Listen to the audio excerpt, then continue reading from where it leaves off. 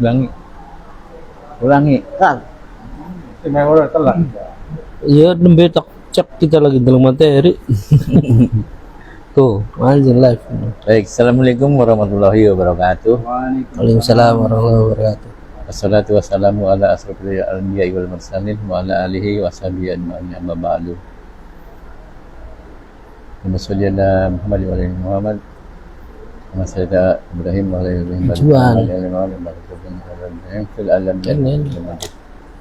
Alhamdulillah, pada kesempatan malam ini walaupun pembicara ya, pemateri pada malam ini berhalangan hadir karena satu hal, kita akan lanjutkan, kita akan gantikan dengan yang tidak sama baiknya ya. Pak Guru Sihi insya Allah akan menyampaikan tentang dilematika pajak. Walaupun kita semua tahu bahwasanya pajak itu menurut Islam tidak ada ya.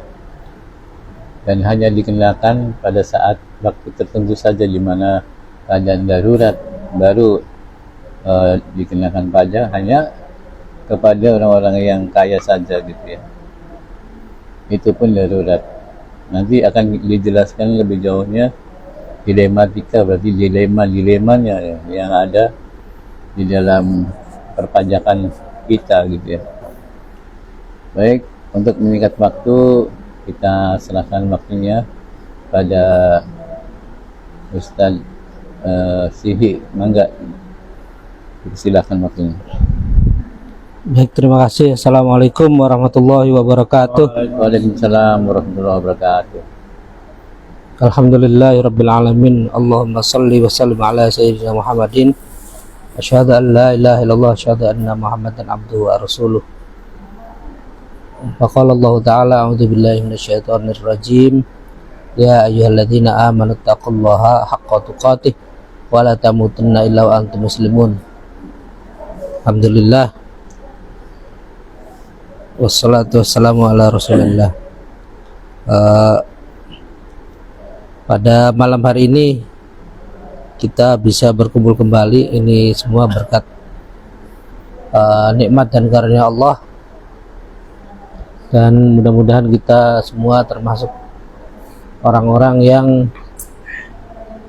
selalu berusaha berjalan pada syariat Allah, pada ketakwaan, pada jalan yang lurus, dan mudah-mudahan kita dijauhkan dari kesesatan-kesesatan, baik kesesatan yang ditimbulkan oleh diri sendiri maupun orang lain, ataupun kesesatan yang ditimbulkan oleh setan.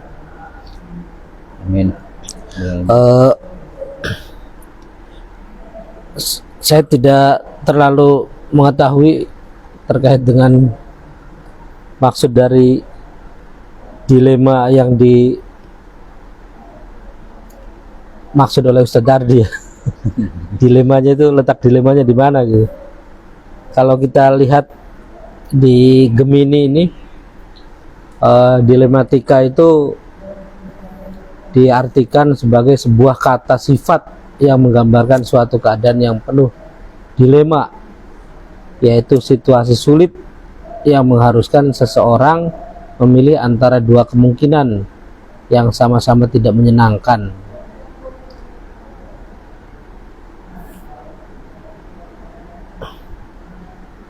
Kurang lebih seperti itu ya gambaran definisinya gitu. Tidak menguntungkan atau sama-sama sulit diterima. Ya memang kalau kondisi masyarakat Indonesia dewasa ini kan, belum lama kan kita sudah digempur dengan hampir 50.000 pekerja yang di PHK itu di tahun 2024 ya. Data dari satudata.kemnaker.go.id sampai dengan bulan Agustus, dari Januari sampai Agustus itu jumlahnya sampai 50.000, tepatnya ya 46.240. sampai 50.000 ya. Artinya angka PHK-nya sangat tinggi sekali, sangat tinggi sekali. Nah, mungkin yang dimaksud dilema ini ya ini, ketika banyak orang yang di PHK ternyata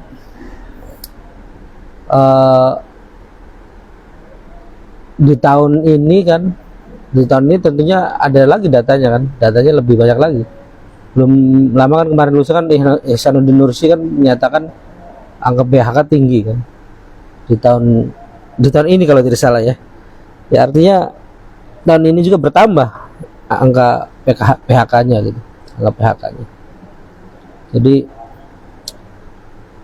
di sisi lain banyak pengangguran, banyak yang dikeluarkan dari pekerjaannya.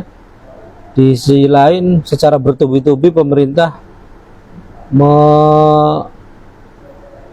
menetapkan pungutan-pungutan atau pajak-pajak gitu, pajak-pajak. Dan yang paling terasa ataupun yang menjadi trigger mungkin ya, salah satu trigger di Pati itu kan sampai naik berapa persen? 250 250 ya? persen.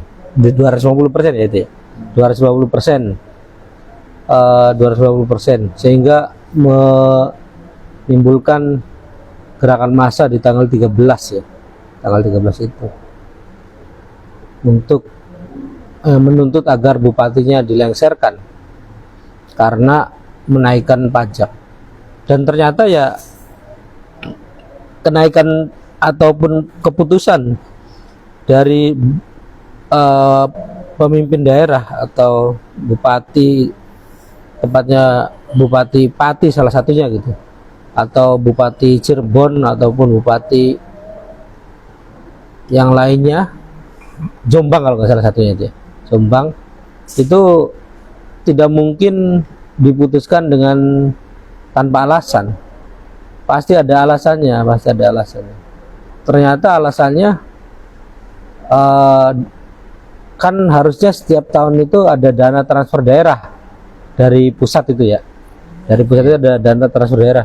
Nilainya 27 sampai 29%. 27 sampai 29%.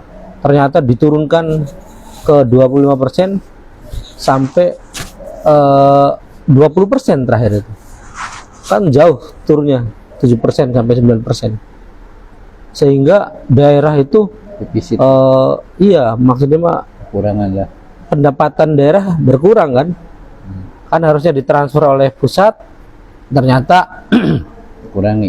dikurangi, tidak ada transfer. Jadi harus mencari dari mana ini daerah ini kan? Harus mencari dari mana? Pabrik ya nggak tahu ada nggak di Pati itu, banyak nggak seperti kalau di sekarang kan ya hampir setiap desa atau setiap blok lah mungkin ya kasarnya gitu ada pabrik gitu kan. Kalau di sekarang, kalau di Pati nggak tahu ada nggak. Dan itu pun pajaknya masuk kemana itu saya nggak tahu ini ya alirannya. Nah, dengan ditiadakannya dana transfer daerah dari pusat itu ya otomatis yang paling mudah, pajak yang paling mudah itu ya PBB itu, narik pajak PBB atau menaikkan PBB, menaikkan pajak bumi bangunan.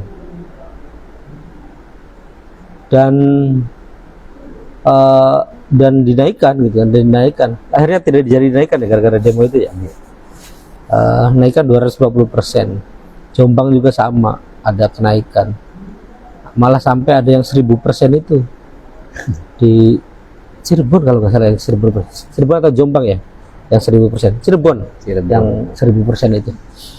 Nah, artinya ya ketika kondisi PHK banyak, PHK massal, kemudian rakyat dinaikkan pajaknya, ya tentu dilema bagi masyarakat itu. Orang di negeri kapitalis seperti sekarang ini kan masyarakat dengan penghasilan atau dengan strata ekonomi menengah itu sangat rentan untuk menjadi korban sangat rentan untuk jatuh ke miskin gitu. Nah, yang tidak terdampak itu ya para kapitalis yang 1% itu, yang jumlahnya hanya 1 RT itu ya 60 KK ya, 60 KK itu. Mereka yang tidak terdampak. Kalau masyarakat rata-rata masyarakat ya terdampak, dari mulai menengah ke bawah itu kan ya rata-rata masyarakat Indonesia kan posisinya di situ, menengah ke bawah. Yang 1 RT-nya itu kurang dari 1% penduduk negeri ini ya itu sangat kaya sekali, sangat kaya sekali. Nah, kemudian dipicu lagi oleh DPR yang menaikkan gajinya gitu 3 juta per hari ya, sampai dengan 100 juta per bulan lah gitu ininya, hitungan per bulannya 100 juta per bulan, bahkan ada yang menghitung ya bisa sampai 200 juta per bulan penghasilan DPR itu. Nanti belum lagi kalau sudah pensiun selama 5 tahun dapat dana pensiun seumur hidup ya. Nah, para elitnya bermewah-mewahan, berfoya-foya, sedangkan rakyatnya ditekan, diinjak, ditindas. Ya pantas saja kan muncul demo pada 25 atau 28, 29 Agustus. Pantas saja muncul demo itu. Walaupun demo yang tanggal 25 itu memang agak dicurigai ya. Agak dicurigai karena Didesain ya. iya, karena ininya tidak tahu siapa yang tiba-tiba mengeluarkan flyer lah gitu, mengeluarkan flyer ajakan demo tanggal 25 Agustus gitu. Kemudian mengakibatkan ya, salah satu korbannya ya Afan itu ya, ojol juga jumlahnya banyak juga itu, 30 juta katanya di Pulau Jawa saja. Di Pulau Jawa saja itu 30 juta. Artinya kemungkinan kan orang-orang yang PHK-an tadi juga larinya ya ke ojol juga gitu. Iya. Orang-orang yang PHK-an tadi larinya ke ojol. Itu kalau di kota ya. Kalau di daerah kan agak kurang ojol, tidak terlalu banyak. Kalau patrol mending sudah ada lah gitu. Kalau kita pengen kemana terus nggak ada kendaraan, kita buka aplikasi, salah satu aplikasi ojek online itu ya ada gitu. Ada yang siap ngantar gitu. Tapi masih motor ya. Kalau mobilnya belum banyak mungkin ya. Nah, pajak lainnya ya pajak yang 12% itu PPN ya. PPN 12%. Kalau PPN itu pengaruhnya ke semua masyarakat, ke semua lini masyarakat. Karena PPN itu nempel pada barang. Nempel pada barang. Dia beli bahan baku, pabrik beli bahan baku, ada PPN 12%. Kemudian diolah jadi barang jadi, dijual ada PPN juga 12% juga. Gitu. Jadi PPN itu sangat berpengaruh. Naik 1% pun itu sangat berpengaruh kepada perekonomian. Gitu. Jadi mungkin yang dikatakan dilema yang dimaksud adalah dilema bagi masyarakat, bagi masyarakat itu ya pajak itu ya memberatkan. Pajak itu memberatkan. Dan itu dari sisi ini ya fakta terkait pajak, terkait dalil yang mendasari dari dilarangnya pengambilan pajak oleh negara. Itu ada sebuah hadis, yaitu inna sahibal maksi finnar, sesungguhnya penarik pajak itu di dalam neraka. Itu berarti korinahnya jazm gitu. Korinahnya jazm. Kalau korinahnya jazm itu ya jatuh hukumnya haram gitu. Hukumnya haram. Artinya penarikan pajak itu ya tidak boleh negara itu menarik pajak. Tidak boleh menarik pajak. Kalau misalnya di sisi lain ya, kalau dalam Islam kan pertanyaan, pajak kan porsinya 80% ya. Pajak porsinya 80% di APBN kita itu. Porsinya 80%. Terus kalau misalnya tidak dari pajak, itu dari mana gitu kan? Sumber pendapatannya. Sedangkan kebutuhan atau pengeluaran dari APBN itu banyak sekali, sehingga memungkinkan pajak itu sampai 80%. Nah, kalau misalnya tidak dapat dari pajak, dari mana? Ya jawabannya mudah saja kan. Dalam konteks keindonesiaan itu dari sumber daya alam yang ada di Indonesia itu sudah sangat cukup, sudah lebih dari cukup. Pak Mahfud MD itu kan pernah menyatakan kalau misalnya sumber daya alam yang ada di negeri ini dibagikan ke seluruh masyarakat, itu per bulannya bisa, per kepala itu bisa mendapatkan 20 juta. Berarti kalau Mas Hamzah anaknya 2 apa 3 Mas Hamzah itu? 2, kemudian 1 istri, berarti 4 kali 20 juta. Berarti 80 juta per bulan tuh. Tidak kerja apa-apa. Tidak kerja apa-apa, 80 juta per bulan. Masya Allah ya. Kekayaan. Itu 80 juta. Tetapi faktanya yang sumber daya alam itu ya diserahkan ke asing atau diserahkan ke swasta gitu. Diserahkan ke asing juga, ke Cina ya. Para pengasongnya juga banyak gitu, asongannya gitu.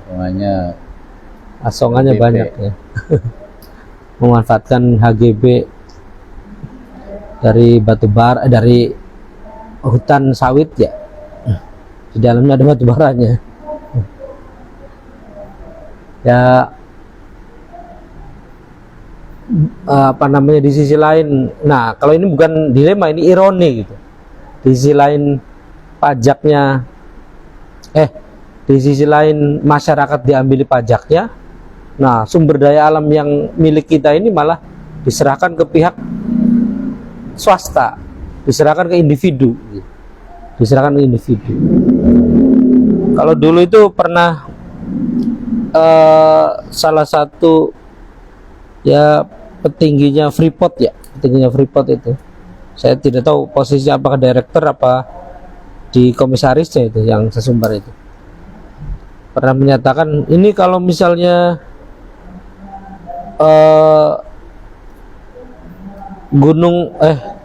kalau misalnya gunung emas itu ataupun hasil emas dari Freeport dari Papua itu digunakan ataupun digunakan untuk membangun Washington DC, ibu kotanya Amerika kan ya, Washington DC itu, Washington DC diratakan dengan tanah itu bisa dibangun 2 kali lipat lebih megah, lebih bagus daripada Washington DC yang sekarang. Itu sesumbarnya petinggi Freeport. Dan itu tentunya kalau saya memandangnya ya apa namanya, perkiraannya yaitu hanya gambaran, hanya perhitungan kecil gitu, bukan perhitungan besar gitu. Perhitungan yang tidak terlalu besar. Saya yakin lebih dari itulah gitu, lebih dari hanya sekedar membangun Washington DC 2 kali lipatnya. Itu diserahkan, keuntungannya ke Amerika, larinya keuntungannya ke Amerika. Batu bara pengen diserahkan ke Cina ya, yang itu nikel ya, nikel juga Cina. Gitu banyak, termasuk minyak. Dulu itu kalau porsi Pertamina sebagai pengebor atau di sisi hulu ya, di sisi hulu energi itu, posisi Pertamina itu porsinya kalau tidak salah 90%. Jadi di sisi hulu itu yang ngebor minyak itu nggak boleh selain Pertamina itu. Porsinya hanya 10% saja. Nah, kalau sekarang itu sudah kebalik. Swastanya 70 atau 80% itu. Yang Pertaminanya 20-30%. Nah, tentunya ya tadi, dan hitungan APBN ada simulasi ya, APBN versi Islam itu di tahun 2010 Profesor Fahmi Amhar pernah menghitung versi Indonesia gitu, sumber daya alam yang ada di Indonesia, kemudian pemasukan dari konteks keindonesiaan gitu ya, itu lebihnya dengan kebutuhan yang ada di APBN tahun 2010 itu ya, kebutuhannya buat gaji pegawai, buat operasional dan seterusnya itu ya masih banyak kelebihannya itu, masih banyak gitu, ribuan dinar ya lebihnya tuh gitu. Jadi ya ironi sekali.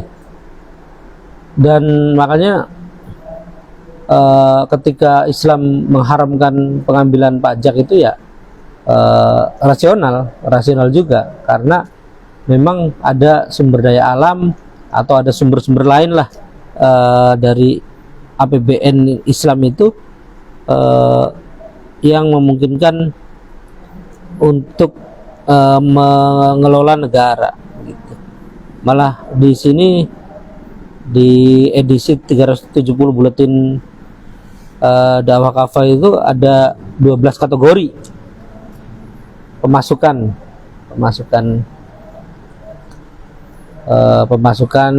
dari APBN Islam gitu. Jadi pajak memang ada sih, pernah ada ataupun ada dalam Islam, tapi bukan pajak yang untuk semua masyarakat, untuk semua kalangan masyarakat, ini bukan. Tapi pajaknya itu ya doribah bentuknya. Doribah itu kondisinya tadi sudah disampaikan oleh Ustadz Abah Anggo ya. Kondisinya ketika kondisi darurat, kemudian terlalu banyak perang sehingga mengeluarkan banyak harta untuk kebutuhan perang itu, sehingga kondisi keuangan atau kas negara sedikit atau tidak ada atau darurat lah gitu. Maka yang diambil doribahnya itu ya hanya orang-orang yang kaya saja.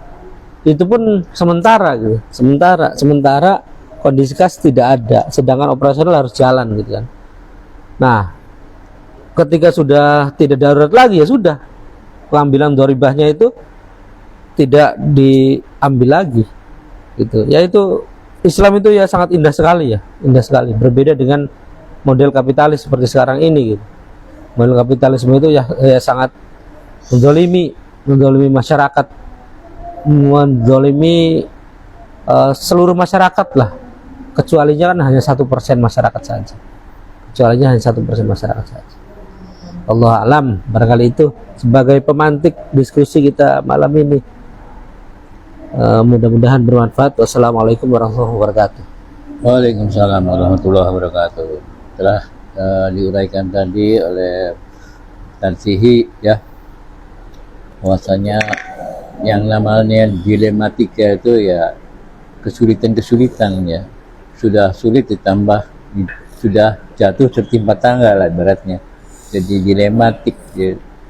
Dan sudah lagi susah, pengangguran banyak, tahu-tahu ada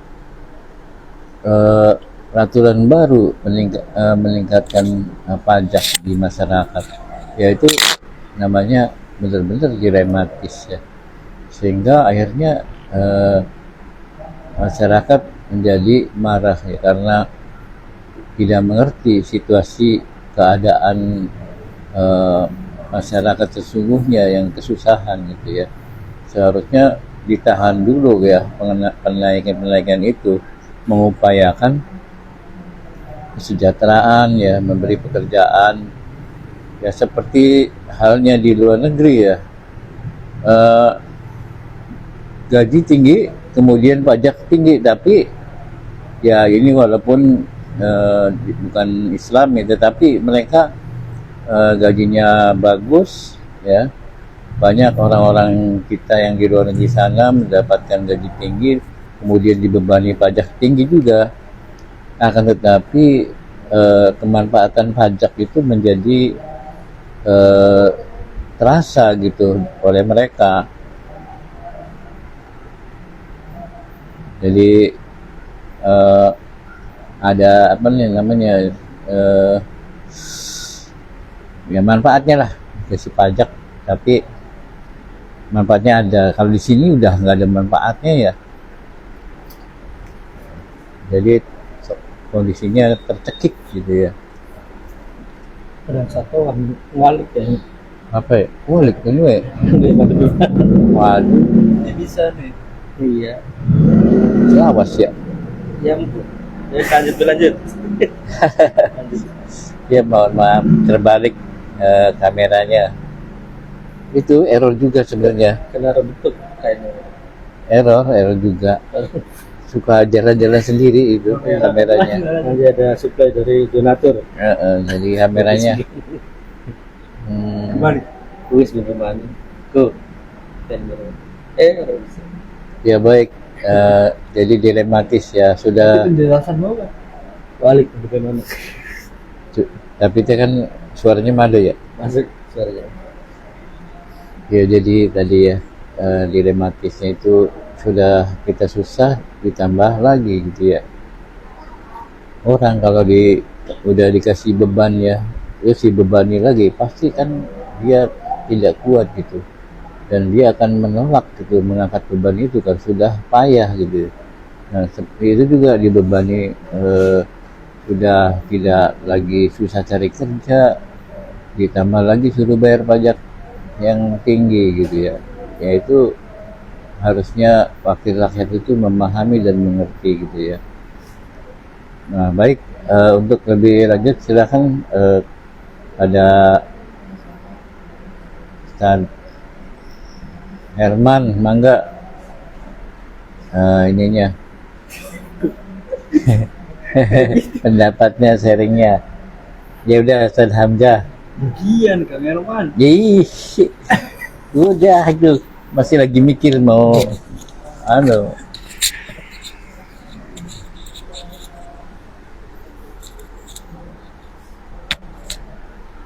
Ayo, silakan. Assalamualaikum warahmatullahi wabarakatuh. Waalaikumsalam warahmatullahi wabarakatuh. Perihal dilema pajak atau tadi ya, banyaknya ketidaknyamanan bagi masyarakat terhadap pajak. Ya, bagaimanapun ya solusi dari sistem kapitalis ya memang harus seperti itu, ya harus ada pajak. Kalau nggak ada pajak ya bukan sistem kapitalis. Ya tadi yang sudah dijelaskan kalau dalam Islam kan hanya doribah pada saat genting ya, pada saat Urgent. butuh itu harta minus tidak ada. Nah ini berarti akar masalahnya kan di sistem ini. Bagaimanapun kalau kita berprotes kepada anggota dewan, ya itu kan bagian dari sistem kapitalis juga anggota dewan. Bagaimanapun mereka digaji dari mana? Dari pajak-pajak kita kan. Mereka ya bisa duduk di sana itu berkat ya dukungan kita juga sebetulnya. Karena kenapa? Toh kita malah mendukungnya gitu, malah berapresiasi. Ya kok malah kita protes juga, kan aneh gitu ya. Karena kenapa harusnya kita berpikirnya bahwa akar masalah itu kan dari mana gitu, bukan hanya kita menolak pajak yang kenaikannya tinggi tapi tidak selesai di sana gitu, pada akar masalahnya. Kita protes pemimpin yang tidak amanah, tapi tidak tahu solusi yang tepat, yang benar. Itu kan sama saja bohong gitu. Sekarang banyak protes-protes di mana-mana, tapi solusi yang berikan masih tetap dalam kungkungan sistem kapitalis. Ya bagaimana mau keluar dari situ gitu? Ya, ya, ya. Betul. Keluarnya dari mana gitu? Masih di zona-zona itu juga gitu. Negara setan ya. Iya. Mereka pengen pemimpin yang amanah, pemimpin yang adil, yang tidak korup. Tapi solusi yang ditawarkan tetap terus mengagung-agungkan demokrasi. Jelas-jelas demokrasi itu biang keroknya. Itu jelas-jelas bahwa demokrasi itu akar permasalahannya. Ya justru itu harusnya disitulah kita harus paham bahwa demokrasi harus segera campakkan itu, buang. Mau sampai kapan kalau memang pengen ada perubahan lebih baik, lebih bagus, lebih ke arah yang manusiawi, ya campakkan demokrasinya. Solusinya itu. Sebagai muslim tentu mempunyai solusi yang tepat bahwa dicontohkan oleh Rasulullah. Contoh yang terbaik, suri tauladan yang terbaik itu ya Rasulullah dalam bernegara itu. Bagaimana bernegara, bagaimana mengelola kekayaan alam, bagaimana mengurus masyarakat, mengurus kesehatan masyarakat, kesejahteraan masyarakat. Ya itu ada contohnya di dalam suri tauladan Nabi Muhammad. Tidak ada yang lain. Ya itu sih menurut saya sih. Ya kalau sekarang banyak pajak itu ya karena tadilah itu sistemnya itu. Udahlah sistemnya ini udah saatnya gitu harus berubah. Terus-terusan kayak gini kan nggak bagus. Bahkan kemarin kita saksikan sendiri kan. Itu karena ekonomi itu. Hubungan tanpa status udah 5 tahun. Iya kan? Perempuan itu yang dimutilasi itu itu karena ekonomi. Dimutilasi itu tanpa status itu, nggak nikah, nggak apa. Dimutilasi. Masya Allah.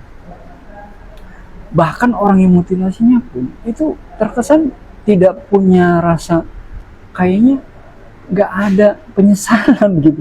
Udah kayak, aduh, Masya Allah. Ini kan efek-efek dari sistem ini, buahnya itu. Karena tidak menanamkan akidah yang benar, yang mungkin dari pribadi masyarakatnya, keluarganya gitu. Ya terus di lingkungannya, lebih luas lagi ya negaranya, tidak memfasilitasi kepada ketakwaan. Karena acuh tak acuh terhadap akidah umat Islam. Mau murtad silakan, mau enggak ya silakan. Mau sholat silakan, mau enggak sholat ya silakan. Jadi enggak ada gitu. Apa gitu kalau misalkan enggak sholat, kalian kena takjir. Kan enak gitu. Kalau ada turun negara di sana gitu. Kalau yang berzina dirajam, yang kumpul-kumpul diharamkan, kan gitu, enak gitu kalau turun negara. Ini kan tidak ada kaitannya ke sana. Negara tuh ya acuh tak acuh dalam hal-hal akidah umat ini. Ya selesainya mau sampai kapan? Ya sudah saja untuk anak cucu kita ini ya harus beralih pada sistem Islam segera. Ya itulah yang saya mau omongkan. Terima kasih. Terima kasih Kang Hamzah telah menyampaikan ya unek-uneknya bahwasanya apa yang fenomena yang terjadi pada hari ini, bahwasanya kelihatannya kok aneh ya, orang Islam masih mengelulukan, masih mempunyai harapan pada demokrasi gitu ya. Kayaknya demokrasi solusi banget gitu. Padahal sudah nyata-nyata demokrasi itu, kapitalis itu tidak memberi kesejahteraan. Justru namanya juga kapital ya, semakin sejahtera, yang punya dana, yang punya duit gitu kan ya. Ya itulah ya. Banyak orang yang pintar masih berharap pada demokrasi gitu ya. Namun kepintarannya ya dia beralasan untuk kepentingan pribadi ya. Mungkin dengan terus menegakkan demokrasi, mungkin pundi-pundinya gitu bertambah gitu. Kalau menegakkan Islam kan sulit gitu ya, nggak bisa main gitu ya, nggak ada apa fee gitu ya. Kenapa gitu ya? Sejak dulu zamannya Freeport itu kenapa kayaknya kayak balas budi gitu ya, karena Amerika mengebom Hiroshima Nagasaki gitu ya, jual Jepang balik. Nah hadiahnya itu kontrak karya Freeport ya, diperpanjang kayaknya tuh kehutanan gitu sama Amerika gitu ya. Akhirnya ya kita cuma dapat pajaknya aja ya, berapa persen gitu ya. Walaupun kemarin di zaman Jokowi katanya sudah diakuisisi sudah 58% lah. Tapi ya itu hanya di dalam teori aja di kertas. Faktanya sih nggak ada gitu ya. Amerika juga eman-eman nggak mau kalau diambil apalagi dinasionalisasi gitu ya. Mereka akan terus perpanjang sampai kapanpun, sampai emasnya habis mungkin. Gitu. Jadi sekarang aja udah dalam gitu ya, dari tadinya gunung sampai ke bawah, gunungnya kebalik ke dalam. Terowongannya pulau itu. Dari Jakarta ke Nah itu curangnya dibilang kota itu Tembagapura padahal emas gitu ya. Ya supaya mengaburkan. Sebenarnya kan emas. Kenapa dibilang Tembagapura di situ namanya? kan pura-pura. Pura-pura padahal emas gitu ya. Ya Allah ya. Bahkan orang sananya Papuanya sendiri mengais-ngais sampah di dekat di situ Freeport ke sampah-sampahnya orang Amerika gitu ya. Nyari sampah nyari limbahnya aja nggak boleh gitu, emas gitu masih dijaga ketat. Jadi itu ya betapa bangsa kita itu masih berharap besar pada demokrasi, pada sistem yang sesungguhnya ilusi gitu ya. Tidak akan pernah memberi apa-apa gitu ya, tapi masih terus berharap anehnya gitu ya, padahal ada solusi yang terbaik, yaitu sistem Islam gitu ya, yang mana udah fitrahnya dari manusia diciptakan pun sudah seperangkat alat lah. Jadi untuk berkehidupan itu ya ini loh Islam gitu, tapi kok kenapa dilepaskan gitu ya, begitu. Jadi tadi kegelisahan Mas Hamzah saya kira kayak gitu kira-kira ya. Dan tadi kan enak kan kalau di sistem, ya itu kalau orang yang sudah ngerti udah paham seperti itu gitu ya. Enak di dalam sistem syariat Islam itu semuanya tidak ada yang nggak kebagian gitu ya, semuanya adil merasakan. Silakan Ustaz Sihi itu ditanggapi Kang Hamzah.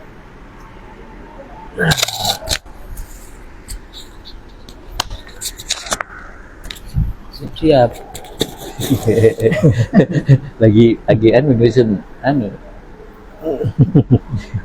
narasi. Ya, ya, demokrasi itu kan sistem pemerintahan ya, sistem pemerintahan yang diterapkan sekarang ini kan demokrasi. Ya kalau ya kemarin kan demo-demo itu kan tuntutannya, salah satu tuntutannya kan membubarkan DPR gitu ya, yang merupakan trias politika dari dalam demokrasi. Trias politika kan eksekutif atau presiden, kemudian eksekutif di Indonesia presiden ya, kemudian eksekutif, yudikatif dengan yang DPR itu apa namanya ya? Legislatif ya. Eksekutif, legislatif, dan yudikatif itu kan trias politika. Yang pengen dibubarkan legislatifnya karena aksi joget-jogetnya itu, dan itu hanya trigger saja sih sebenarnya. Sebenarnya kemarahan masyarakat itu ya sudah memuncak gitu, sudah memuncak, banyak kenaikan pajak, ekonomi morat marit, Iya. mencari uang sulit gitu kan. Nah itu akhirnya ada trigger seperti itu, Momentum. seolah-olah seperti pemerintah ini atau DPR dalam hal ini ya, dalam hal ini menghina rakyatnya sendiri dengan menginjak dan memeras gitu. Padahal dia Sudah wakil, mau ya. diperas, sudah diinjak, kemudian menghina lagi. Ini kurang ajar kan. Dan makanya ada tuntutan untuk membubarkan DPR itu kan salah satu triggernya ataupun pemantik ya, pemantiknya yaitu gitu. Pemantiknya itu. Dan kalau DPR-nya bubar ya Pincang ya, demokrasinya. demokrasinya pincang dan mungkin akan dikuasai oleh Sistem eksekutifnya gitu kan. Ya, jadi eksekutifnya jadi raja gitu. Iya. Tapi ya Ya kan ada. ternyata ya bukan itu sebenarnya. Maka ternyata kan bukan itu akar masalahnya kan. Akar masalahnya kan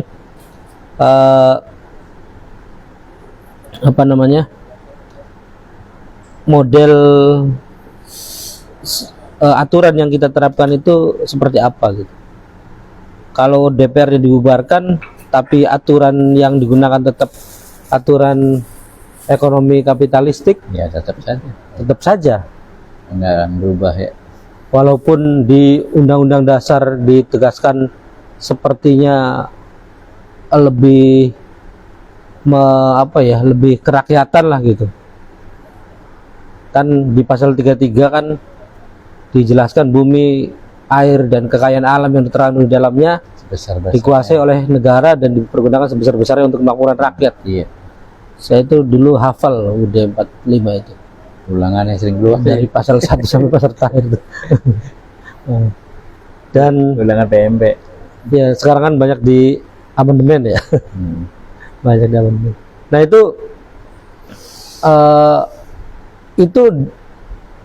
di Indonesia itu mainnya bukan di Undang-Undang Dasar ya.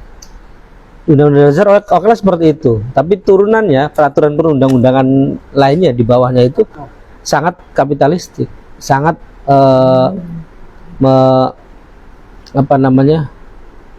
sangat polanya itu sangat kapitalistik. Sangat kapitalistik itu seperti apa ya tadi? Kalau ininya kan pasangannya kan kalau sistem pemerintahnya demokrasi, ya ekonominya kapitalis gitu kan. Bahkan karena sangat terkenalnya ciri dari sistem ini adalah yang paling terkenal adalah ekonominya yaitu kapitalis ya. Dia disebutnya sebagai ideologi kapitalisme.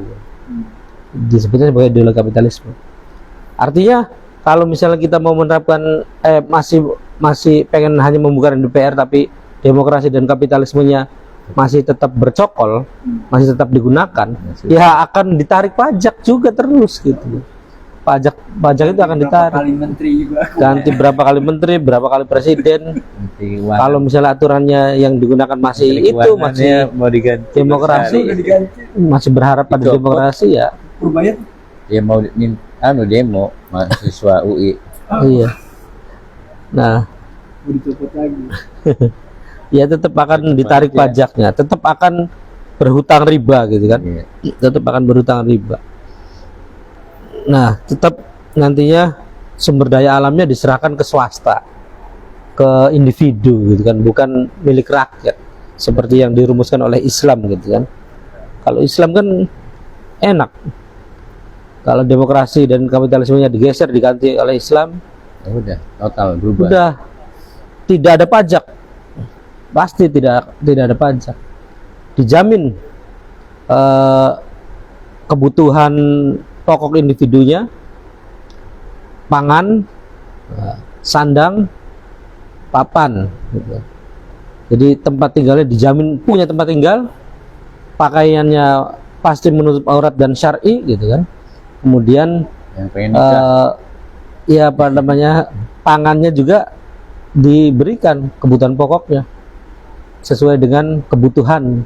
Yang masih jomblo bisa nikah. Nah, yang nikah juga dipermudah gitu. Nikah juga dipermudah. Nikah sampai dengan 4 itu ya bisa dipermudah. Karena tujuan pernikahan itu kan menambah keturunan, memperbanyak keturunan ya. Iya. Kalau misalnya semakin banyak istri ya semakin banyak keturunan gitu. Semakin banyak keturunan artinya ya tujuan dari pernikahan dalam Islamnya itu ya tercapai banyak gitu, banyak tercapai. Itu bagi yang apa namanya sudah mampu berlaku adil gitu kan, berlaku adil. Apa nggak merindukan ya umat Islam? Nah, iya. Sekarang kan banyak jomblo-jomblo tidak kuat nikah. Tidak kuat bukan karena tidak mau nikah itu mau, tapi karena tidak kuat abot biaya. Misalnya orang go dirame-rame isin ning tangga, isin ning keluarga pihak perempuan dan seterusnya gitu kan. Bahkan ada yang pernikahannya mewah sekali, ternyata hubungan rumah tangganya tidak lama gitu. Ada yang seperti itu gitu. Jadi apa namanya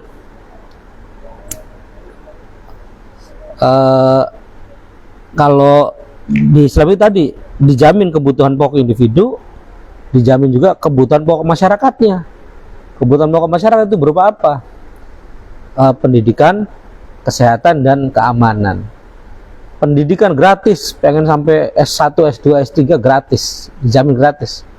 Kalau sekolahnya di sekolah negara ya, ya berarti boleh juga ada sekolah swasta di negara yang menerapkan Islam itu. Mungkin ya berbayar gitu kan. Tapi negara itu menyediakan sekolah gratis sampai dengan Arab sekolah baik sampai dengan S3. Pengen S3 masih pengen ngambil penelitian agar tercapai gelar profesornya ya nggak apa-apa, itu difasilitasi gitu untuk hal-hal seperti itu. Kemudian kesehatannya ya tidak dengan format BPJS seperti sekarang ini, BPJS yang terlalu kejam bagi masyarakat, bagi penderita sakit gitu kan. Udah ada jaminan BPJS tetapi ya masih tetap tidak terlayani karena mereka menghitung untung rugi juga ternyata gitu, menghitung untung rugi gitu. Dan BPJS itu di sisi lain juga, di BPJS itu kan mengandung 3 unsur keharaman gitu kan. Maisir, gharar, riba ada semua di sana gitu. Maisir, gharar, riba ada di sana semua. Kemudian kesehatan itu ya tadi gratis, tidak diminta bayar gitu di dalam Islam, itu aturan Islam. Dan kesehatan dan apa namanya keamanan ya. Keamanan juga ya kita tidak perlu membayar polisi lagi untuk menjaga keamanan. Yang para remaja-remaja yang katakanlah malam-malam pada bawa senjata tajam yang gede-gede itu ya tidak akan ada itu. Itu kan banyak faktor gitu, banyak faktor masih muncul hal-hal seperti itu. Bisa jadi faktor pendidikan, faktor keamanannya juga tidak dengan sistem yang baik sehingga katakanlah pihak keamanan kalau pengen mengamankan ya harus berpikir 2 kali tentang terkait resikonya gitu kan. Karena ada kan polisi yang kena ke bacok. Iya, kena kebacok itulah. Di Indramayu, di Indramayu. Di wilayah Kabupaten Indramayu. Ya gara-gara pengen melerai itu atau gimana lah pokoknya. Ada di tempat kejadian dan kena itu polisi itu. Jadi wibawa polisinya nggak ada ya kalau dalam Islam mah. Ya sangat. Polisi kan tidak mudah juga untuk mengeluarkan senjatanya kan ya. Ada pertanggungjawaban di setiap pelurunya itu kan. Ada aturannya. Ada aturannya. Kondisi terdesak mungkin terdesak seperti apa gitu ya. Iya, ya nanti akan panjang lah ini ya pertanyaannya. Nembak gitu. Iya. Pertanyaannya akan panjang. Sehingga ya harus sangat ahli lah polisi itu. Dan itu dijamin keamanan kalau dalam aturan Islam itu ya ada jaminan keamanan. Udah tidak usah perlu ada ronda-ronda lagi. Nggak Karena, ada ronda, sudah dijamin negara karena orang keamanannya gitu. setiap warga negara memahami hukumnya gitu ya. Kalau Iya. mencuri ya dipotong tangan. Ya. Gitu ya. Ya, di samping ada Efek patroli jerahnya. juga, ada patroli dari polisinya juga gitu. Gitu. Oh, Jadi di ya sini kalau bebas. pengen bebas dari pajak, jangan demokrasi lagi yang diterapkan, tapi Islam yang diterapkan. Iya. Yang diterapkan Islam. Betul, setuju. Ya itu mungkin tanggapannya. Ya. Terima kasih Pak Guru Sihi. Pemirsa Dokmong dimanapun Anda berada, ini pembicaraan kita terkait pajak ini sangat hangat dan sangat update ya. Silakan kalau ingin tanya-tanya atau komen, silakan di dalam kolom komentar ya. Kita tunggu. Nah sekarang Kang Herman ya, gimana pendapatnya terkait dengan pajak di masa sekarang dan masa Islam? Monggo. Pas baik, Sampean giliran. pas iya. Pas kompon ngomong. Ayo, semangat. Anggaran Harus dibahas habis. durung. Ya pandangan Kang Ustaz itu. Ya saya mau bertanya aja lah. Dia bertanya, Saya pernah ikut menanggapi orang ngerti. sok-sok aja. Ya, Assalamualaikum warahmatullahi taala wabarakatuh. Waalaikumsalam warahmatullahi wabarakatuh. Di sini ada dua lah ya secara umum gitu ya. Pertama saya minta nasihat gitu, nasihat pada Ustadz gitu untuk nasihat agar kita senantiasa tetap di jalur yang sesuai oleh syariah gitu kan. Sedangkan pada masa sekarang ini kan terkait dengan pajak juga, kan kita udah tahu kalau pemungut pajak itu oleh Allah kan diancam gitu ya. Sedangkan kita adalah wajib pajak lah katakan, karena harus bayar pajak kan, seperti kendaraan kan tidak bisa tidak harus bayar pajak gitu. Wajib Jadi, pajak. iya pajak kendaraan gitu. Kalau yang pekerja pajak penghasilan, minta nasihatnya bagaimana supaya kita meskipun dalam keterangannya kita nggak diancam gitu, cuman minta nasihatnya aja Ustaz gitu supaya kita tetap bisa terhindar dari hal-hal yang tidak diridhoi oleh Allah Subhanahu wa taala gitu. Apakah kita yang membayar pajak gitu secara fikih terkategori dosa atau bagaimana gitu? Itu pertanyaannya. Yang tadinya pertanyaan minta nasihatnya bagaimana supaya senantiasa berada di jalur yang Allah ridhoi gitu. Saya itu aja pertanyaan dan ininya. Terima kasih atas tanggapannya. Assalamualaikum warahmatullahi wabarakatuh. Waalaikumsalam. Salam warahmatullahi wabarakatuh. Silakan langsung dijawab. Kan. Langsung jawab. Iya, ya kasih Iya. review dikit mau nek. Abang dikit. Ya tadi kan udah jelas minta nasihat ya. Iya. Kita hidup di dalam kondisi seperti sekarang ini ya tidak lepas dari apa tadi pajak ya dan sebagainya, dan kita dikenakan pajak, dan bagaimana seharusnya seorang muslim itu walaupun situasi yang kapitalistik kita harus bayar pajak juga gitu, Harus. terpaksa gitu ya, terpaksa apa ridho gitu. Karena kita mau lancar di jalan ya harus motor kita harus ada ya hidup gitu ya, STNK KTP apa SIM kita harus ada hidup. Nah itu kita punya, jadi perjalanan kita tidak terganggu. Jadi apakah di masa kapitalistik ini kita dengan menaati sistem yang ada kemudian kita berada pada kedosaan atau kemaksiatan gitu ya, ataukah gimana? Silahkan dibahas. Ya, ini saya pernah tanya juga masalahnya. Pertanyaan ini, dan jawabannya ya masih belum sampai mengerucut ya. Tapi saya usahakan untuk menjawab. Kan manusia itu kan salah satu yang diangkat penanya gitu atau tidak tercatat dosa itu karena kondisi terpaksa tadi, kondisi terpaksa. Contohnya misalnya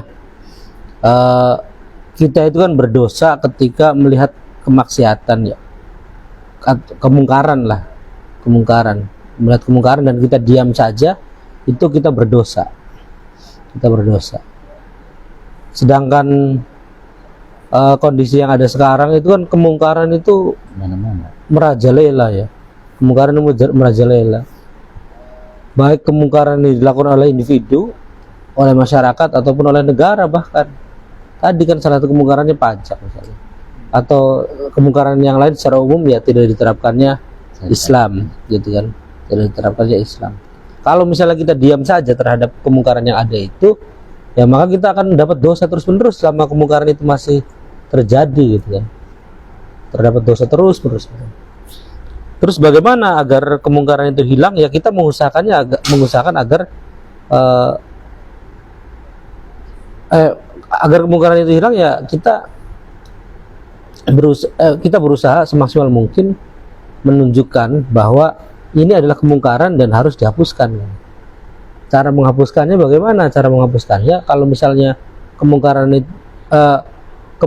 yang ada di masyarakat itu tidak mungkin merebak seperti ini kalau misalnya aturannya baik, kalau aturannya benar gitu. Nah, karena posisi aturannya itu salah atau aturannya tidak sesuai dengan Islam, maka yang terjadi itu kemungkaran yang mendominasi gitu. Jadi di masyarakat itu banyak sekali kemungkaran itu akibat dari tidak diterapkannya aturan Islam. Nah, bagaimana agar Islam itu bisa diterapkan sehingga kita terhindar dari dosa ataupun dosa gara-gara tidak menerapkan amar ma'ruf nahi munkar tadi? Ya caranya ya mengubah gitu kan, mengubah Dari dalam atau dari luar. iya, caranya mengubah gitu, mengubah dari aturan yang salah menjadi aturan yang benar gitu, jadi aturan yang benar. Cara mengubahnya ya bagaimana? Ya berdakwah seperti yang dicontohkan oleh Nabi gitu, sesuai dengan manhaj Nabi. Nah, berdakwahnya ya berdakwah sekuat tenaga kita sampai dalam kondisi terpaksa, sampai kok dalam kondisi terpaksa bahwa kita sudah berusaha maksimal untuk mendakwahkan itu. Nah, baru dalam kondisi seperti itu kita tidak terkena dosa jariah tadi, dosa akibat dari kemungkaran yang dilakukan oleh negara tadi gitu. Gitu. Jadi dalam kondisi terpaksa seperti itu ya tidak ada dosanya. Bahkan kalau misalnya kita mengusahakan terus gitu kan, maka itu mengusahakan suatu kewajiban, maka itu adalah yang dapatnya kita pahala yang banyak, pahala jariah. Sedangkan kita berdakwah, mengajak orang untuk bersama-sama menerapkan Islam, ya merekanya ikut mendakwahkan, ya kita dapat pahala juga gitu, dapat kucuran pahala. Di samping kita tidak dapat dosa karena kita ikut mengusahakan. Gitu. Nah, terkait dengan pajak tadi, ya kondisi kita itu ya terpaksa membayar pajak. Kita beli HP ya sudah ada PPN-nya kan. Di Alfa langsung. Di Alfa. Langsung 10%. Kan nggak ada pilihan, kita nggak ada. Iya, nggak ada pilihan. Tahun depan Iya. malah katanya naik Sudah terpotong. 13,5. Iya. Masya Allah. Pajak. Nah, Menteri seperti itu. Keuangan. Jadi kondisi kita tidak bisa menghindar gitu, tidak bisa menghindar dari pembayaran pajak gitu. Kemana-mana kita susah kalau tidak bayar pajak kendaraan bermotor gitu. Sulit gitu, kemana-mana sulit. Apalagi kalau hidupnya di kota gitu. Hidupnya di kota. Ya banyak polisi kan, banyak polisi. Ya agak sulit gitu. Ya karena tadi sistemik sifatnya. Nah kalau nasihat ya, nasihat itu ya Terus berdakwah. iman itu kan yazidu wa yanqus ya. Iman itu bertambah dan kadang bertambah, kadang naik, kadang turun gitu. Kadang naik, kadang turun. Naiknya karena apa? Naiknya karena ketaatan. Turunnya karena apa? Turunnya karena kemaksiatan. Itu kalau misalnya kita pengen menguatkan iman kita, ya kita perbanyak ketaatan, perbanyak duduk di majelis ilmu, perbanyak mendengarkan ceramah-ceramah misalnya, baik itu via online maupun langsung gitu kan. Terus mengkaji itu, maka nanti bertambah gitu, bertambah iman kita itu, bertambah kuat gitu. Artinya dari sisi amaliyah gitu, dari sisi amaliyah kita, dan ketika kita mengusahakan ketaatan terus, yang kita usahakan adalah ketaatan terus, ketaatan, maka kita nanti bisa jadi mendapatkan hidayah taufik gitu. Hidayah taufik, Allah menurunkan hidayah taufik kepada kita yang melakukan ketaatan. Ketika ketaatan kita kerjakan, terus akan bertambah ketaatan kita terus. Tapi kalau misalnya yang kita usahakan adalah kemaksiatan, maka sedikit kita belok dari kemaksiatan itu ya terus terjerumus gitu. Yang ada kesesatan terus terjerumus dalam kesesatan. Bahkan Ibnu Qayyim itu menyatakan setan itu langkah-langkahnya tidak langsung gitu. Tidak langsung pas ini bewongin gitu. Nah, tidak langsung seperti itu. Setan itu langkahnya dari hal-hal yang mubah dulu, dari hal-hal yang boleh dulu, dari hal yang katakanlah bisa jadi sia-sia lah misalnya, tidak ada manfaatnya gitu. Misalnya ya uslah ngobae belengan dikit atau pegel awak aja sembahyang dikit gitu. Ya ngedengan mubah kan, boleh gitu, boleh saja gitu. Dikit kalau masih pegel sih, aja sembahyang beduk dikit, ndas menggawe pegel, aja sembahyang dikit, gomaning. Setan seperti itu. Dari hal yang mubah. Tapi dari hal yang mubah itu nanti bisa terjerumus ke dalam keharaman nantinya. Selangkau maning ada asare masih ado, lebih setengah telu. Lebih setengah telu sih. Asare masih ado, anu bae gelelangan dikit. Apa rene gawe kopi dikit sih. Allah gak ngerti kita pegel. Anak dewe.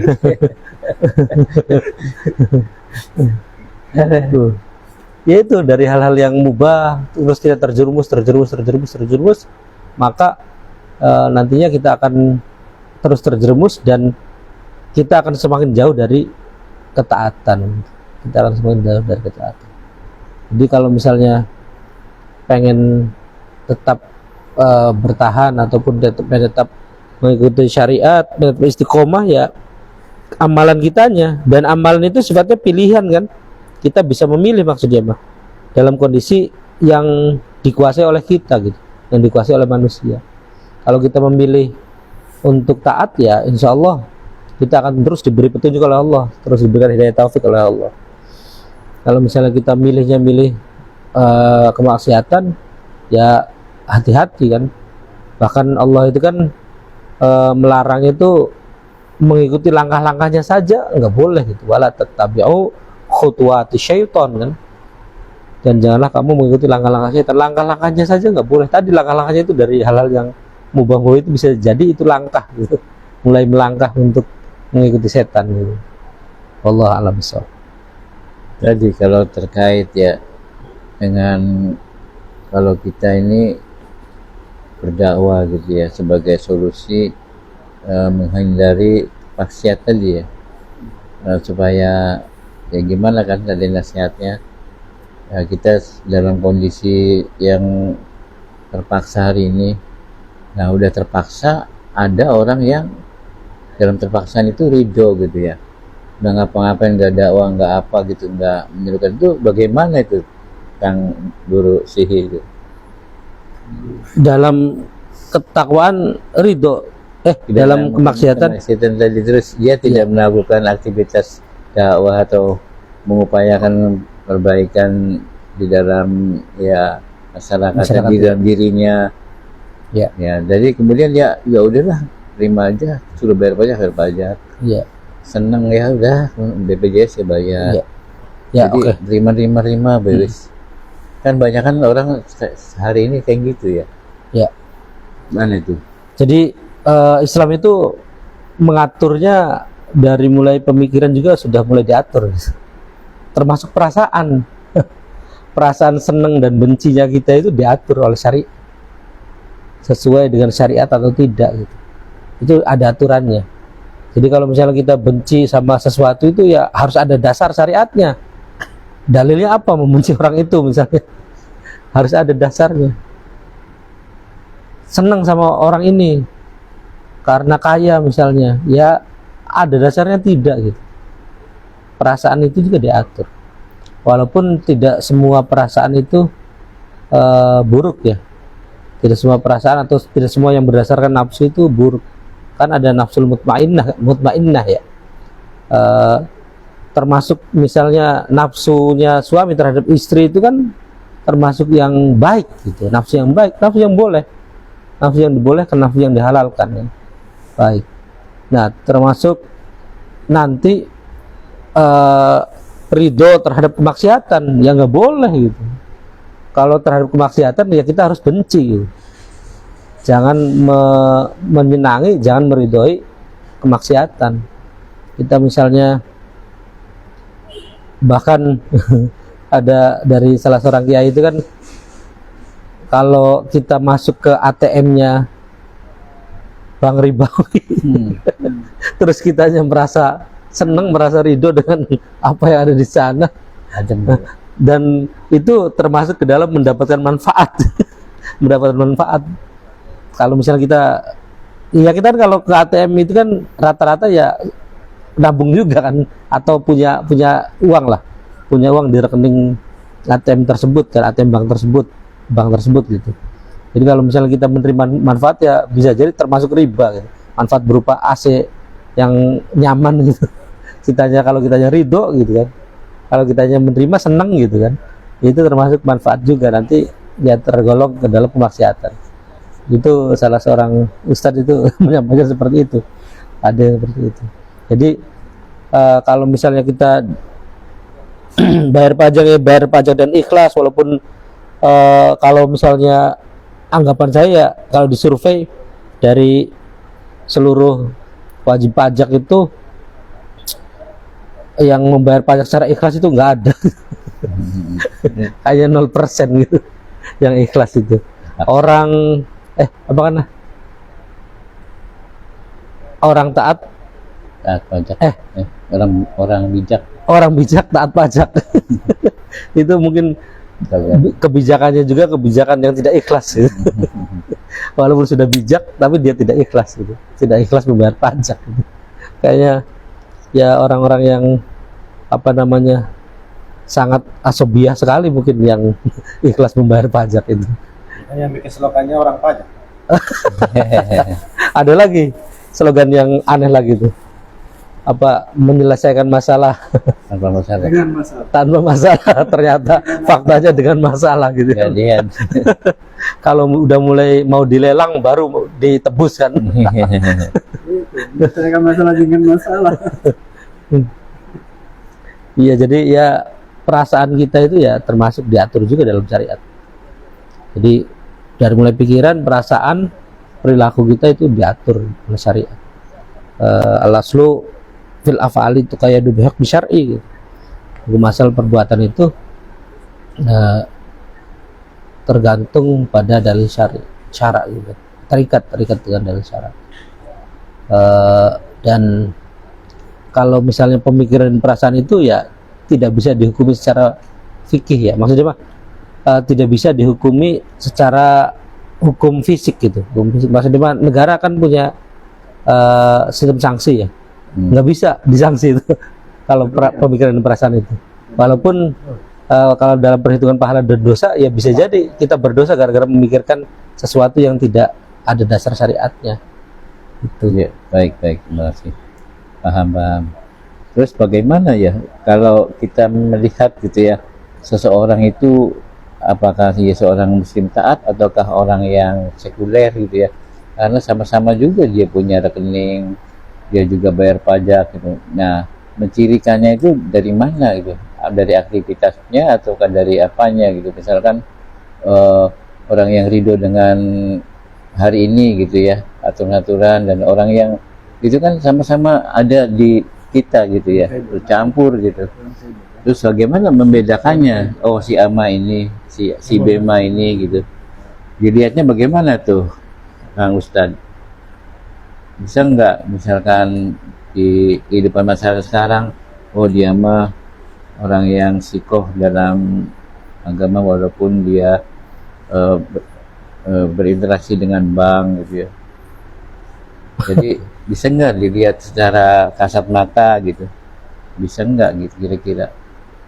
Ya itu masuknya penilaian kepada orang lain ya. Iya. Maksudnya Pak, kita itu dituntut juga untuk bermuhasabah gitu kan, introspeksi terhadap diri sendiri gitu, muhasabah terhadap diri sendiri. Jadi kalau misalnya terlalu banyak menghitung-hitung dosa orang lain juga kurang baik gitu kan. bukan kita itu dosanya banyak gitu kan, memikirkan dosa orang lain. Tapi ya kadang poin suudzon kadang-kadang. nah Dia mah. suudzon tidak perlu seperti itu. Jadi kita mah melihat apa yang tampak saja gitu kan.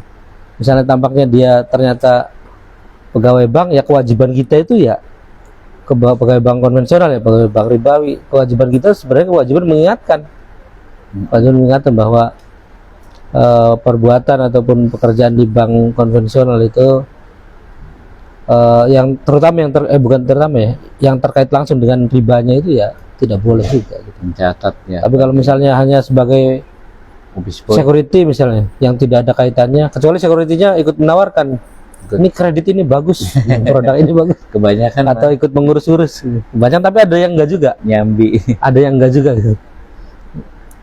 Ya aman mau office boy. Itu beda lagi gitu ya. Office boy juga Office boy. ya nggak masalah, Office boy. buka pintu mah Suruh nggak beli masalah rokok gitu. Wah, beli rokok. Dapat kembaliannya ambil. ya. Kan yang terkena kan 3, pemberi, mencatat, Ya. saksi. Ya mungkin Ya. yang lainnya kena debu-debunya lah gitu. Ya mungkin Iya. kena debunya. Mm-mm. Ya, jadi itu apa namanya, kalau yang jelas ketika kita menjumpai seseorang itu melakukan kemungkaran ya kita ingatkan gitu. Ya udah, tugas kita itu hanya mengingatkan saja. Terus kalau misalnya ada seseorang yang terus kita juga mengajak orang untuk melaksanakan kewajiban gitu.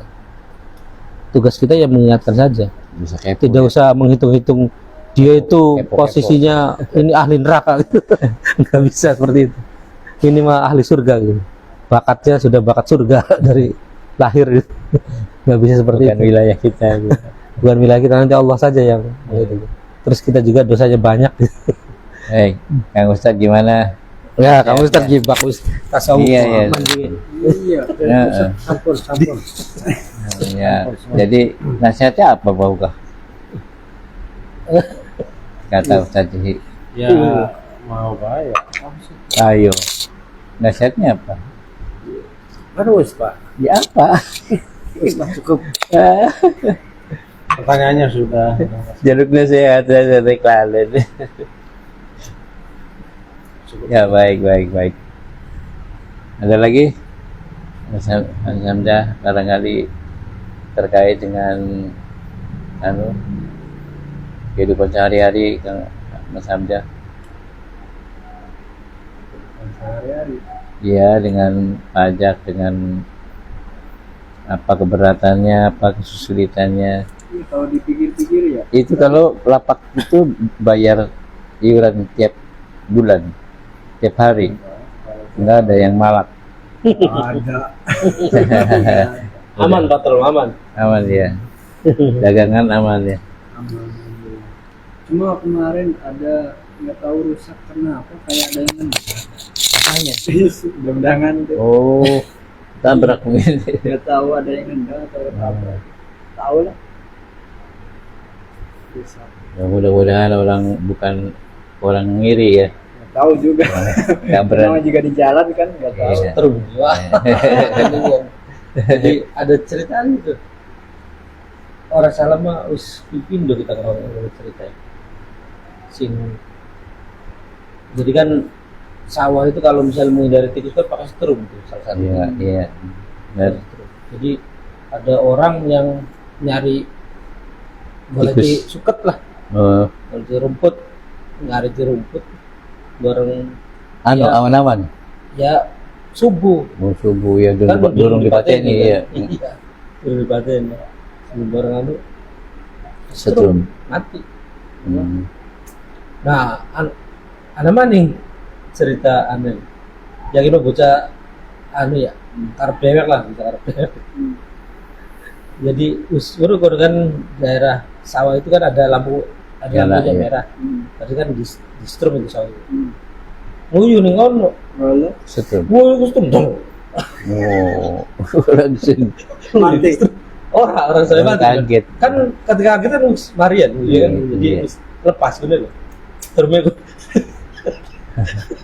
Anak-anak nyambung. bajunya Langsung nyetrum ke badan itu. Air itu. terapi. Langsung seger banget. Nah, sini arani ngecas tuh kue. Ngecas secara positif tapi Terus aku jangan kan ngecas itu konotasinya negatif. Ini mah ngecas positif. iya. Anu Langsung dicolok. langsung nggak usah sama aerot itu. Yes, anu Ya apa sih Marian? Balik. Nguyu bareng ngono. Semoga masih anak. saya juga waktu ngukur itu di tempel ya kampung ibu di sebelahnya tuh sawahnya saya mau turun ke galungan ada kawat gitu kawat ya panjang wah bisa turun nih saya naik lagi nggak jadi ke galungan takut masih ada strumnya. Bisa jadi Oh iya takut raket ngono. sedangkan galungannya itu kan kadang-kadang udah rusak ada airnya wah kalau jalan ke situ ngeri ya naik lagi udah takut ya emang kalau malam dinyalainnya Ya iya kan berikan bengi Pak. pakai sebenarnya pakai aki katanya akinya besar tuh ke mobil usuk apa tuh tapi ya itu Laki banget. iya itu tegangannya tinggi Kayak duduk listrik gitu. bukan aki Ya list aki nggak kerampol aki ya. aki gede. Aki gede mah dengan motor gas ngerolas kau jalan. Anu santer ya, ada strum itu ya. Iya, aki cilik motor ngerolas kau sono Setrum ya? PCX Tapi kan kadang 10 kan. Strumnya ya karena gede. pemantik kan kue. Iya. Kadang 10. Kudu kenang kaki. Udah ya pas itu dipantik cuman aki kan muter. Ya, Ya kayak baik. setrum iwak kan. Iya. Iya, orang apa nih dia mah ya? Ya kapal peret angker bae. Anggar kena ya. Cilik kan Maya, strumnya cilik. Cuma ciliknya pan lele pocoran apa? Kena ya. Pocoran sebenarnya kena lele. Paling ya semeteran lah, kalau semeter sikil kia nyolok ini aman lah. Kalau per mungkin setengah meter mah kena. Musuhnya wong mancing tukang strum. Jadi lagi mancing anu tukang strum. Aduh dugal. Iya, untuk kabeh. Tapi mending kayak aku daripada diobat dipotong. Iya. Kapan di setrum mah anak sing bisa ukur mabok, kapan sing sisik mah mati sih. Kapan lagi gede mah apa mabok ya Langsung diciduk mulai lagi. apa di enak nama udah mana ya aku mau mampu lah pingsan lah enak sih ya tuh coba iwak nyumput ganing li yang enggak Kena kalau ya? gue masih waktu Marak dewek. ini memang ya kayak uang menungsa di pentung dasar itu gila Termasuk ular mati itu. gula kena apa ya satuan apa ya menungsa ada kena kawan lagi ada Par-par batu ya. misalnya di situ ya angker boy praktis lah nyetrum daripada mancing suwe Iya, ya wong gue Mancing mancing sudah bener di kari nasi, melu nyetrum bener. bener ya. nyetrum mah Iya bener kari melu nyetrum bae mancing mana ya. kan balik mana yang hobi Seni, Ya, ya. seni ya. mancing Mana kan seneng itu ya duduk kenang iwak Yesus mancing kan Tenggakan ya, tenggakannya ya. di daerah trum tuh hampir galina nasi nyewa perahu mancing ku iwaknya ora digawan gitu loh ora doh yang kadang oleh 3 kilo kakap yo duitnya semono modalnya semono gede modal nyewa perahu Oh ya, siapa? gede bener sing anu kan eretan sing nyelam. Oh, sono Heeh. sama Ora rok mangan paling ya joli bae. Coba park mah nangan park katakan di sini Jawa ya bakal payu didol ya mending didol anu duit orang. Iya. Ya kasih macam-macam lagi. Kadang oleh 5 kilo di 5 kilo kali 80 apa kakap iya. 400 modalnya 250 masih kebagian 100 lah di bawah. ini lamun oli kakap mau ngerem jarang orang Ya. Iya, lamun oleh. Kadang mulai kan sing mancing-mancing kan butuh kelas-kelas yang menurut kayak pula lah. Cuma wong sing anak duit lo. orang anggo duitnya lah Cuman pengen yang tengah laut di luar. Modal ya, modalan lah. Udu teh apa yang ya apa kandaku ya. lamun anu nggo jaring itu enak Nah, kan tengah. iya dengar kali ki Yang paling laut makan kudu ya. Ya bakal iwak gede mending sor ya Iya. laut mah iwak cilik-cilik mending dur. Ya dia lu kecil. sotek apa Kamera. kamu sih mana apa? Iya. Kadang-kadang kan disiram empan ya, nembe pada metu. Yang lautnya ya bur. Jadi bur, laut bur. orang kabel laut ana iwak itu kan. Ya sing ora iwak itu ya mau alim ya. Iya. Laut ki endi titikin. Iya. Misalnya- Namun sekarang mah kan pakai GPS ya. Iya. Hari kan mah orang padu bae. pakai feeling ya admualim mah. Dengan mau kayak feeling orang padu bae kan. Harus duk na jaringnya orang koran ya rugi bandar balik apa duit modalnya ratusan juta. sebenarnya sih bukan juga berapa lah tempat ini Beruan ya. lakan GPS begini koordinat Lebih belakang canggih ya. Cuma apa ya ilmu pilih kan bener apa memang dia dua kecenderungan yang pilih ini kuat Ya, kayak tapi tukang gawe sumur tukang gawe sumur Bor. apa kan mah nggak banyak ya. dor pilih pun mah ini padahal mah takor anak itu beli Pakai dua ya. kayak gitu mah ya tenangus galdina Karena ada sih nganggo bodong kan. nah mengau kelapa gak anak Anda sih nganggo wesi mau bang. iya, secara teori-teori mah Iya, pakai kelapa pakai apa cuma takut kita mau ya Feeling bae ya. kadang belajar sing tekstur lemah gak Bisa, terus ya. kema kemungkinannya orang jero-jero temen gak misalnya daun kilometer itu sana bagus apa kabar orang kabarannya lurut saya bahkan cerita tuh kalau tukang gali sumur mungkin aja kita pernah aja mengalami kita pun di kompon kenang majikan gawe sumur kan digelati hampir karena itu orang ketemu aja pak banyak Laka sumber ya. pas ditelusuri beli murah kak sing ditolak nanti majikan itu karangnya pun ternyata majik karangnya tangga sengketa lah karo tangga ramet tuh banyak si pria cerita ya pria cerita nama ya dia punya robot lah robot ke lahan tangga nih cuma di aku Jadi terus mengkoronku anda balik karo majikan mungkin aja bu mungkin bias lah dilatih banding karangan nih sing Sing degedewek. bener dewek sing duwe kan ketemu alhamdulillah karo aku orang majik kan ya mungkin tersane Gusti Allah ya kayak mah sing duwe tengkorak ribet bagian di orang bulu rahma banyak endah lah harapan dia aku semeter gitu metu sebenarnya orang aja ngakal orang cuma dia secara kita menungsakan dua hati lah dua perasaan ya kesan Gusti Allah orang dipai banget sekarang sebuah kita kaget anjir kayak main ini Orang terjolimi doanya Ya, terijabah.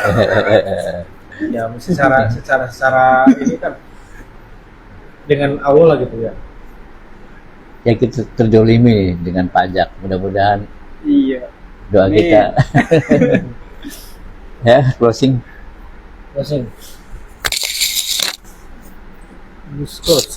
Yes, closing.